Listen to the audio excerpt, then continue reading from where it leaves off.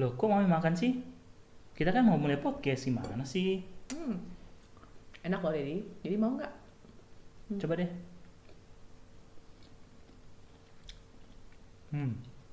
Manis sih, tapi asam banget. Sebenarnya kita mau podcast apa mau piknik sih? Kok malah makan-makan?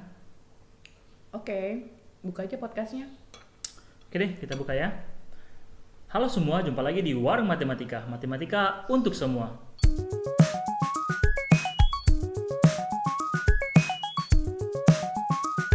Nah, Mami, sekarang kita mau bahas apa nih? Kita mau bahas nanas. Hah? Nanas? Kita kan mau podcast. Kok nanas sih? Logaritma. Oh, kirain Mami mau bahas buah-buahan. Ternyata logaritma. Berarti ini materi kelas 10 dong. Dan logaritma adalah sepupu dari fungsi eksponen. Iya, bisa dibilang begitu. Karena biasanya sih kalau di buku-buku untuk belajar logaritma itu satu bab gitu dengan belajar eksponen. Jadi karena logaritma sama eksponen itu memang nggak bisa dipisahin, saling berkaitan. Iya bener ya, di buku kan biasanya ditulis fungsi eksponen dan logaritma.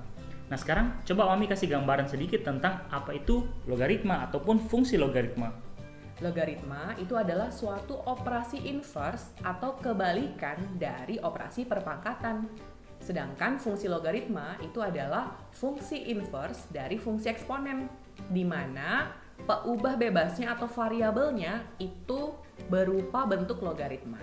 Nah Mami, adik-adik akan belajar apa dalam fungsi logaritma ini?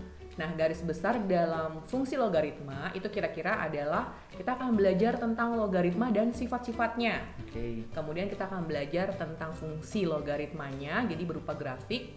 Kemudian kita akan juga belajar tentang persamaan dan pertidaksamaan logaritma. Wow, menarik banget ya. Tapi satu hal yang penting Mami adalah berguna nggak logaritma atau fungsi logaritma ini dalam kehidupan sehari-hari? Nah, kalau itu sih nggak perlu diragukan lagi. Contohnya aja nih yang tadi barusan kamu makan, Dedi. Ada logaritmanya loh. Masa sih? Mana logaritmanya?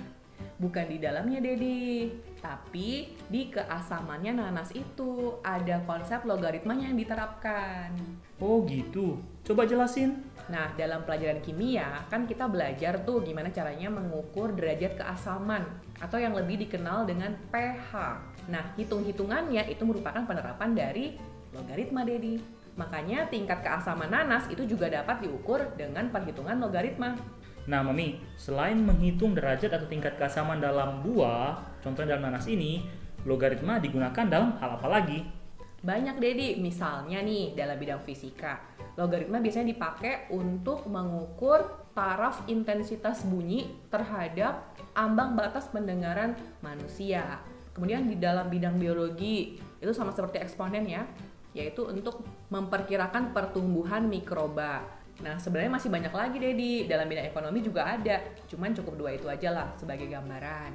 Wow, banyak ya. Ternyata materi ini sangat menarik dan juga sangat aplikatif. Tentunya, Dedi. Pasti adik-adik kelas 10 sudah tidak sabar untuk masuk dalam materi fungsi logaritma ini. Udah ya, saya lanjut makan nanas lagi ya, Dedi.